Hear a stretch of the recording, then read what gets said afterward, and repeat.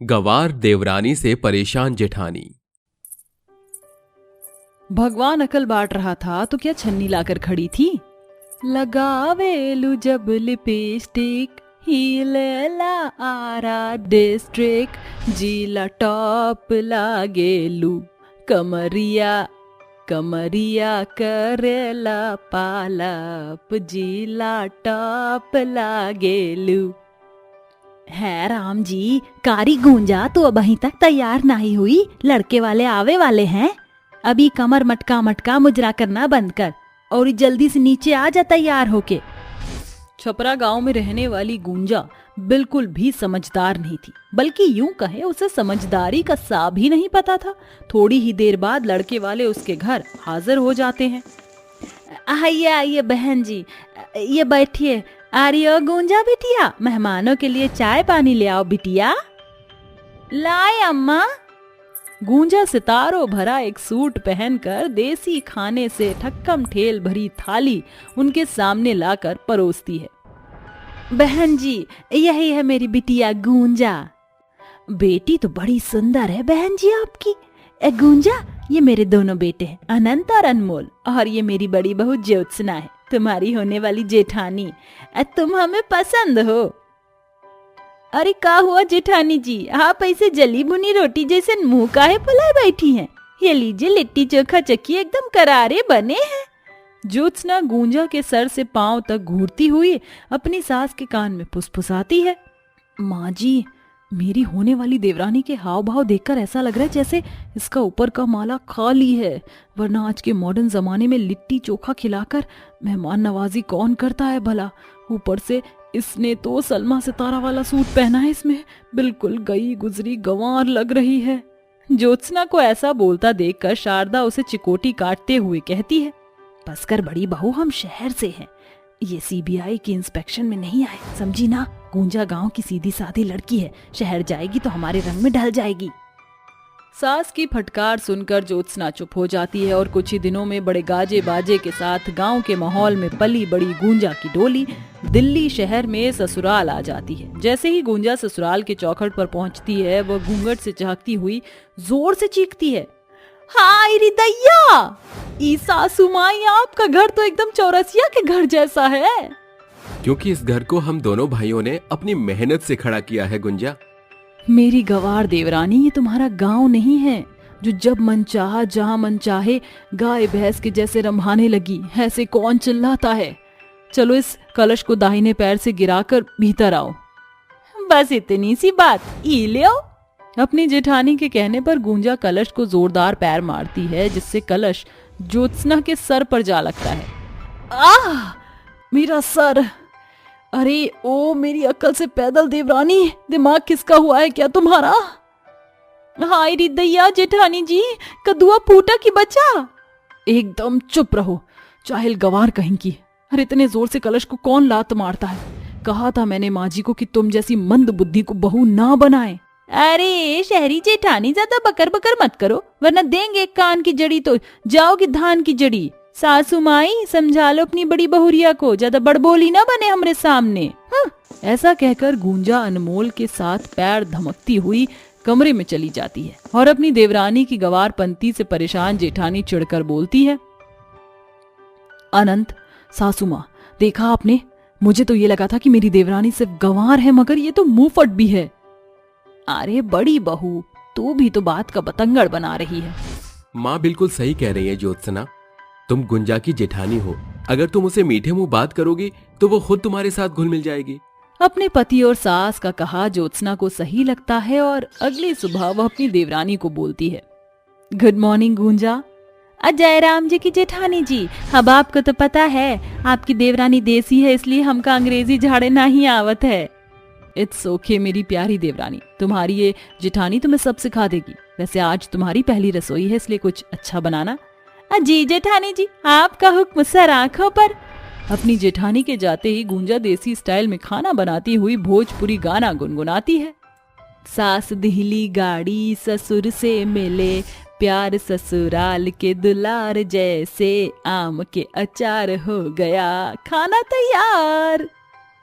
जैसे ही जेठानी अपनी देवरानी का बनाया देसी खाना देखती है तो बुरा सा मुंह बनाकर बोलती है, oh god Gunja, this is too much. ये क्या बनाया है तुमने?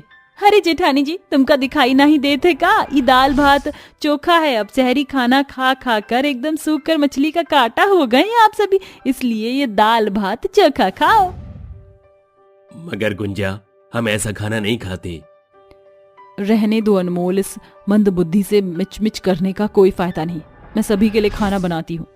ऐसे ही दिन ढलते जाते हैं, मगर जेठानी के लाख समझाने बुझाने के बाद भी गवार देवरानी की अतरंगी हरकतें जस की तस बनी रहती हैं। एक दिन गुंजा अपनी मॉडर्न जेठानी को शीशे के सामने मेकअप करता देखकर बोलती है, अरे जेठानी जी, आप अपने चेहरे पर ही पुताई काहे करत हैं? वैसे ई एशियन वॉल पुट्टी तो नहीं लागत है?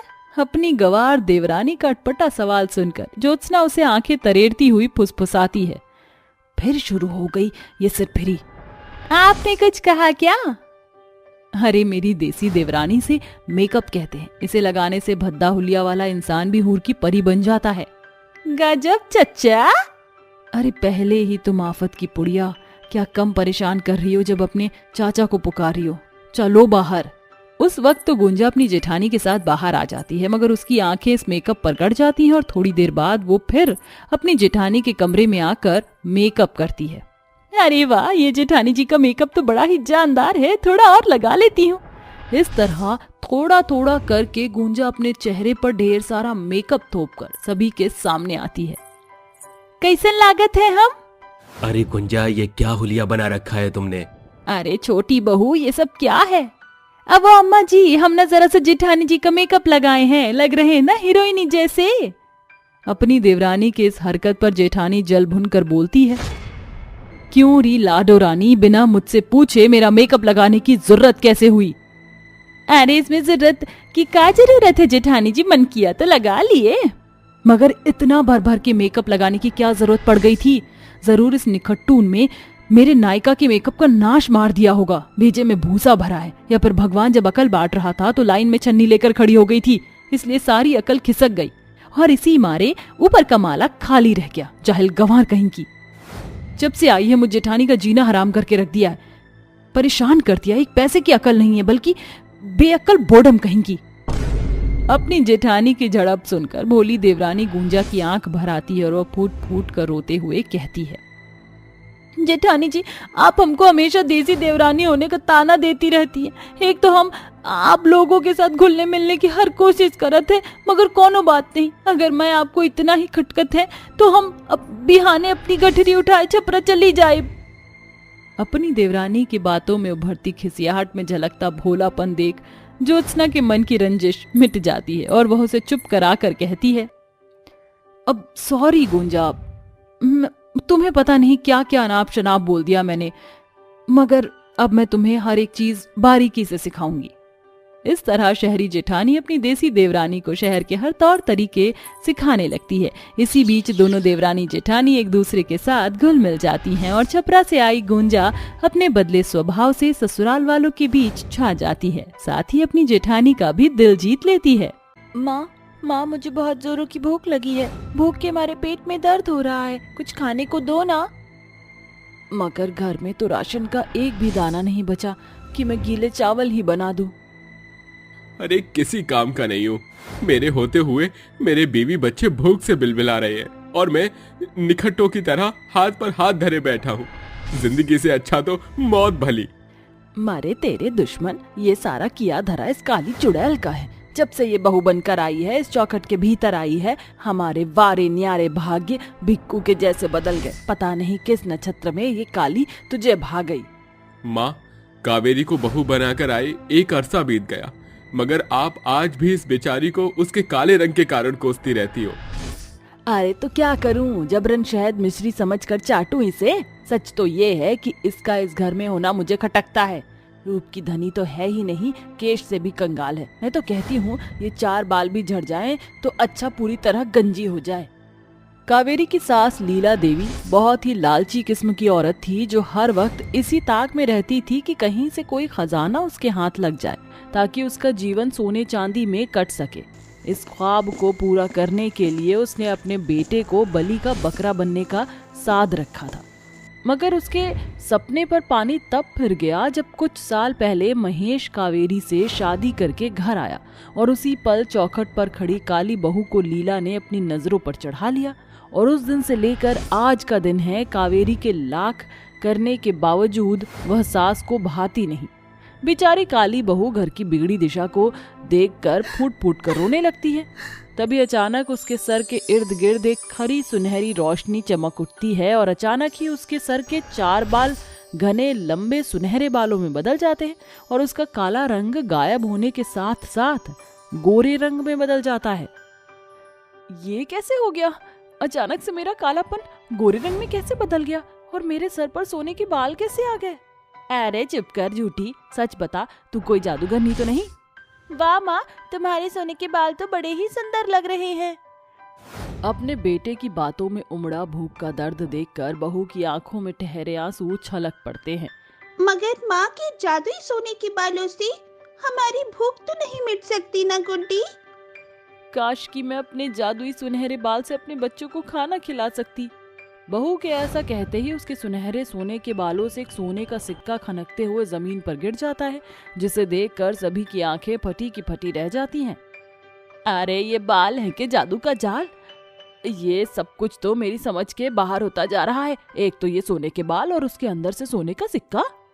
बहू अपने जादुई सोने के बालों का पुख्ता परिचय जानने के लिए उसे छू कर कहती है, ऐ मेरी जादुई सोने के बाल, अगर तुम वाकई सोने के हो तो इसी वक्त मुझे और सारे सोने के सिक्के दो। कावेरी के कहते ही उसके बालों से ढेरों सोने के सिक्के बरसने लगते हैं, जिससे घर का एक सिरा सोने के सिक्के से भर जाता है। ये देखकर सास खुशी से उछल पड़ती है और अपनी बहू के साथ मक्खनबाजी करती है। अरे वाह रे, मेरी कल की काली बहू, तूने तो कमाल ही कर दिया। बहू के जादुई सोने के बालों से बरसे सोने के सिक्कों को उठाते हुए सास गुनगुनाती है, सास का सपना मनी मनी, मैं मांगू सोना चांदी, मैं मांगू हीरे मोती, ये सारे मेरे काम के। बहू को अपने अंदर आए जादू की बात खाए जा रही थी, तभी अचानक उसकी आंखों के सामने वही बुढ़िया नाचने लगती है जो कुछ रोज पहले उसके घर आई थी। अरे कोई है इस बड़े घर में रहने वाला? मुझ बुढ़िया पर तरस खाओ, कुछ खाने को दे दो। अरे बूढ़ी अम्मा, जाओ जाकर किसी और का दरवाजा खटखटाओ। अरे यहाँ कोई भंडारा थोड़ी बट रहा है, पता नहीं आ जाते हैं कहाँ कहाँ से मुंह उठाकर। लीला उस बुढ़िया को चौखट से भगाकर भीतर चली जाती है। तभी बहू, जो अभी खाने की थाली पर बैठी ही थी, बुढ़िया को रोकती है। अरे जरा ठहरो अम्मा, माफ करना, वो मेरी सास जरा सख्त रवैया की हैं, मगर मैंने अभी ये खाना जूठा नहीं किया है, आप ये खा लो। बुढ़िया चौखट पर ही बैठकर वह खाना खाने लगती है। उस कुछ ही पलों में दोनों के दरमियां जैसा गहरा संबंध बन जाता है। बहू अपना दुख बुढ़िया से बांटने लगती है। तेरी सास तो बड़ी पत्थर दिल है, तूने मुझे अपने हिस्से का खाना खिला दिया, अब तुझे भूखा रहना पड़ेगा। अरे अम्मा, अब तो मुझे सासू माँ के सुलूक की आदत पड़ गई है। मैं चाहे अपनी जान भी सासू माँ पर क्यों ना न्यौछावर कर दूं, फिर भी मेरा ये काला रंग उन्हें खटकता ही रहेगा। और फिर मेरे सर पर बाल भी तो नहीं। बेटी तो बड़ी भोली है, इस बुढ़िया की दिल से दुआएं हैं, बहुत जल्द तेरा भाग्य बदलने वाला है। तब तू कीच की थाक नहीं बल्कि अपनी सास के सर का ताज ठहरेगी।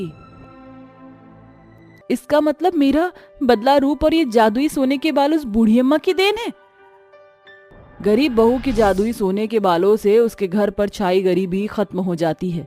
राजू और गुड्डी अच्छे स्कूल में पढ़ने लगते हैं।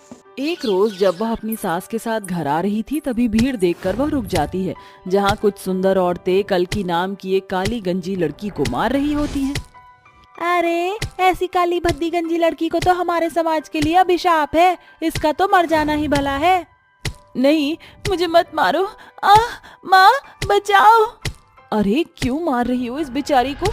मैं कहती हूँ छोड़ो इसे। क्यों, ये काली चुड़ैल तेरी सगी लगती है क्या? हाँ लगती है। कावेरी चोट खाई कल्की को उठाकर अपने घर लाकर उसके चोट पर मरहम लगाती है, जिसे देख कल्की फूट फूट कर रोते हुए बोलती है, सुना था कि भगवान इंसान के रूप में बसता है, आज देख भी लिया। मेरी बदसूरती और गंजे होने के कारण मेरे अपनों ने मेरा साथ छोड़ दिया और आपने मुझे बचाया।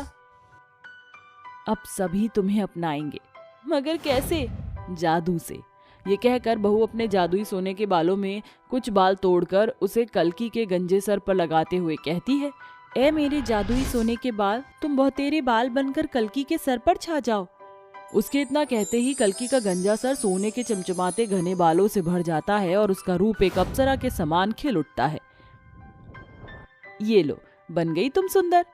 क्या मैं सचमुच इतनी सुंदर हो सकती हूँ? तुमने तो मेरी काया पलट ही कर दी, तुम्हारा शुक्रिया। आंटी, शुक्रिया कहना ही है तो हमारी माँ के जादुई सोने बालों को बोलिए, ये उन्हीं का कमाल है। ऐसे ही दिन ढलते हैं। बहू अपने जादुई सोने के बालों के सहारे अपने घर की चौखट पर आने वाले गरीबों की मदद करती, जो उसकी सास को खूब खलता था। फिर एक दिन एक लंगड़ी बुढ़िया लाठी लिए वहां आती है।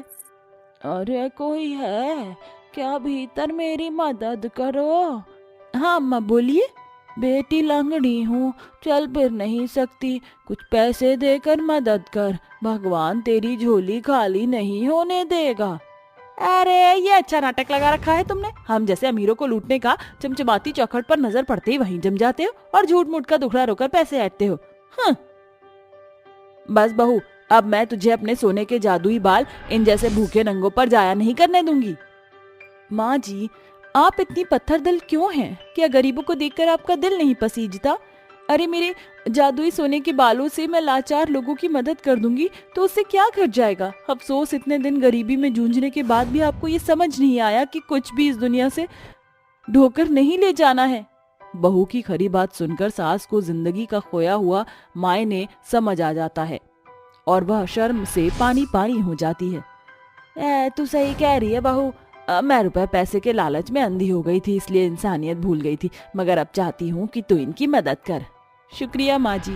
ऐ मेरे जादुई बाल, चल जल्दी से सोने के सिक्के निकाल। बहू के इतना बोलते ही उसके जादुई सोने के बाल से सोने के सिक्के बरसने लगते हैं, जिसे वह उस लंगड़ी बुढ़िया की मदद करती है।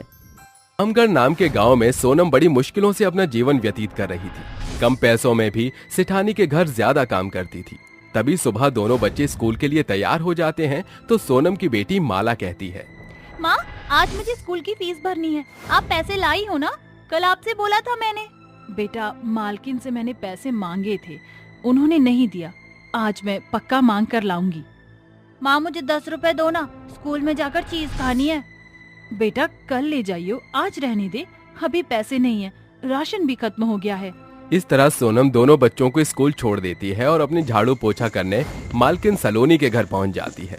घर का सारा काम करके वो मालकिन से पैसे मांगती है तो मालकिन उसे कुछ पैसे देकर चालाकी से घर से निकाल देती है। रोते हुए सोनम अपने बचे हुए पैसे लेकर अपने बच्चों के पास घर आ जाती है। माँ, आपको पैसे मिले आंटी से? मुझे कल स्कूल में जमा कराने ही होंगे। हाँ बेटा, मैं पैसे ले आई हूँ, कल स्कूल में जमा करा दूंगी।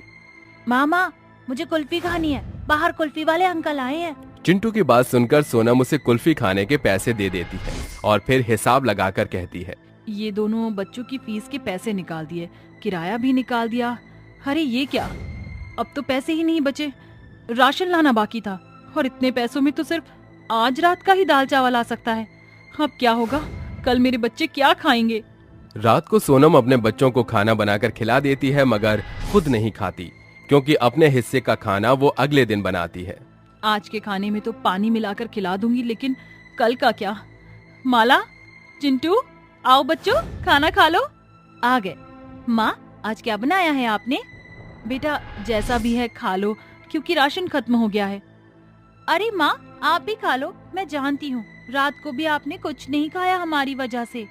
हाँ बच्चों, मुझे समझ नहीं आ रहा बेटा कि मैं और पैसे कहाँ से लाऊं, इधर उधर काम नहीं मिल रहा मुझे।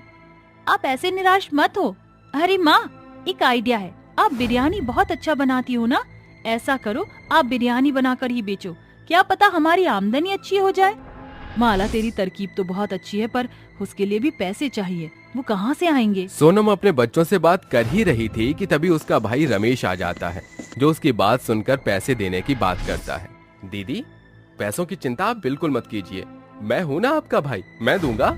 अरे रमेश, तू अचानक कैसे? और मैं तुझसे पैसे नहीं ले सकती हूँ, तू छोटा है मुझसे। दीदी इन सब बातों को मत सोचो। और जहाँ तक पैसे की बात है, अगर मेरे 2 पैसे लगाने से आपके 10 पैसे आते हैं तो मुझे बाद में लौटा देना आप। कम से कम आप खुद तो आत्मनिर्भर हो जाओगे। माँ, मामा जी बिल्कुल सही कह रहे हैं, आप उनकी बात मान लो। ठीक है रमेश, लेकिन मैं 2 महीने में ही तेरे पैसे लौटा दूंगी। पर मुझे समझ नहीं आ रहा मैं बिरयानी कहाँ बेचूंगी। मेरे स्कूल के बाहर ही आप बिरयानी का ठेला लगा लेना, वहाँ सामने कंस्ट्रक्शन के मजदूर भी बिरयानी खाएंगे और उनके बच्चे भी। बेटा तुमने तो बहुत अच्छा आइडिया दिया है, इससे आमदनी भी अच्छी होगी। कुछ देर बात करके और अपनी बहन को पैसे देकर रमेश चला जाता है। अगले दिन से सोनम माला के स्कूल के बाहर बिरयानी बेचने लगती है, जहाँ दोपहर के समय स्कूल के बच्चे और मजदूर सभी उसकी बिरयानी खाते हैं। आंटी, आपकी बिरयानी वैसे तो बहुत खुशबू आ रही है, जरा मुझे एक प्लेट देना। हाँ हाँ लो बेटा। अरे जरा मुझे भी यही एक प्लेट बिरयानी देना। जी लीजिए। अरे वाह, तुम्हारी बिरयानी तो बहुत स्वादिष्ट है, ऐसे तो मैंने कभी भी नहीं बनाई। ऐसा करो 2 प्लेट और दे दो। पहले दिन ही सोनम के हाथ की बिरयानी खाकर उसके ठेले पर काफी भीड़ जमा हो जाती है और शाम होने से पहले ही उसकी सारी बिरयानी बिक जाती है। वक्त बीतता है, देखते ही देखते सोनम के हालात सुधर जाते हैं और अपनी बिरयानी के लिए वो बहुत मशहूर हो जाती है। साथ ही स्कूल से आने के बाद माला भी बिरयानी बेचने में हाथ बटाया करती थी। एक शाम सोनम पैसे गिनते हुए कहती है, मुझे हैरानी होती है कि मैंने 1000 रुपए से शुरू किया था और आज मैं 15,000 रुपए कमाती हूँ। मेरे भाई को मैं दुगने पैसे लौटा दूंगी और इन पैसों से अपने बच्चों का भविष्य सजाऊंगी। अगले दिन भी दोनों खूब बिरयानी बेचती हैं। शाम को सारी बिरयानी खत्म हो जाती है तो माला कहती है, माँ, आज भी बहुत बिक्री हुई है, आप इन पैसों से क्या करोगे? ये पैसे तेरे और चिंटू के लिए ही तो जमा कर रही हूँ मैं। दोनों बात करते हुए आ ही रही थीं कि इतने में एक बड़ा सा ट्रक उन दोनों को कुचल देता है। उसी वक्त दोनों अपना दम तोड़ देती हैं और अधूरी इच्छा होने की वजह से चुड़ैल बन जाती हैं। अपनी लाश को यूं देखकर दोनों कहती हैं, ये क्या, हम दोनों मर गए, अब मेरे चिंटू किसके सहारे रहेगा, कौन उसकी देख रेख करेगा? माँ, अब क्या होगा? अगर हमने बिरयानी बेचना बंद कर दिया तो खर्चा कैसे चलेगा? हमें अपने लिए नहीं तो चिंटू के भविष्य के लिए तो पैसों की जरूरत पड़ेगी। अभी वो सिर्फ 15 साल का है। तू चिंता मत कर माला, हम दोनों अपना रूप बदलकर चिंटू के पास रहेंगे। इस तरह दोनों अपना इंसानी रूप लेकर चिंटू के पास चले जाते हैं। तभी चिंटू कहता है, अरे माँ, आप आ गई। आपको पता है कितनी देर से मैं आपका इंतजार कर रहा था, मुझे डर लग रहा था। अब मुझे छोड़कर कभी मत जाना। नहीं बेटा, अब कभी तुझे छोड़कर नहीं जाऊंगी। माँ बेटी दोनों की आंखों में आंसू आ जाते हैं और झटके से वो चिंटू को गले लगा लेते हैं। अगले दिन से दोनों चुड़ैल माँ बेटी रूप बदलकर फिर से बिरयानी बेचने लगती हैं। उनकी बिरयानी बेचने का काम चौगुनी उन्नति से चलता है। तभी उनके पास भीमा आता है। अजी जरा 2 प्लेट बिरयानी पैक कर दीजिए। ये लीजिए, पैक हो गया। जी मुझे भी 2 प्लेट पैक कर दीजिए। ये लीजिए पैसे। ओह नो, पैसे गिर गए। जैसे वो औरत पैसे उठाती है तो नीचे उसे उन दोनों माँ बेटी के उल्टे पांव नजर आते हैं, जिसे देखकर वो डर कर भाग जाती हैं। अरे अरे, क्या हुआ? आप सामान लेना तो भूल गई, कहाँ जा रही हैं आप? कश्मीरा उनके उल्टे पैरों को देखकर भाग जाती है। शाम को जब वो वापस घर आती हैं तो चिंटू और रमेश को एक दूसरे के साथ खेलता हुआ देख लेती हैं। अरे रमेश, तू आ गया? हाँ दीदी, देखने आया था आपका काम ठीक से चला या नहीं, पैसों की दिक्कत तो नहीं है अब? नहीं रमेश, अच्छा है तूने मेरी मदद करी, जब से अच्छा काम चल रहा है। अच्छा दीदी, अपने हाथ की बिरयानी तो खिलाओ मुझे। इस तरह दोनों रसोई में जाकर उसके लिए बिरयानी बनाते हैं। तभी माला कहती है, अरे माँ, इतना टाइम क्यों लगा रहे हो? अपने असली रूप में आकर झट से बिरयानी बना दो ना। हाँ, ये सही कहा तूने। ये बोलते ही दोनों अपने चुड़ैल रूप में आकर बिरयानी झट से बनाती हैं और झट से सर्व करके बाहर लेकर आती हैं। तो चिंटू रमेश दोनों को चुड़ैल रूप में देख लेते हैं। दीदी आप चुड़ैल? कैसे, कब हुआ? और माला तू भी? अपने भाई की बात सुनकर चुड़ैल उसे सारी आप बीती बता देती है, जिसके बाद वो कहता है, दीदी इतना सब हो गया और आपने मुझे कुछ भी नहीं बताया। क्या बताती, चिंटू के भविष्य का ख्याल जो था मुझे। दीदी एक बार मुझसे तो कहते, और मामा का मतलब 2 माँ होता है और मैं उसे बहुत प्यार दूंगा। माँ, आप मुझे छोड़कर क्यों गई? चिंटू, सब हमारे हाथ में नहीं होता, विधि का विधान होकर ही रहता है। रमेश, ये तेरे पैसे और आज तक की सारी जमा पूंजी, इनसे तो चिंटू के भविष्य में लगा देना तू। और उसका ख्याल रखना। मैं अपनी सारी चिंताएं, जिम्मेदारी तुझे देकर जा रही हूँ। अब हम दोनों को चलना होगा। ऐसा कहकर दोनों हमेशा के लिए चली जाती हैं।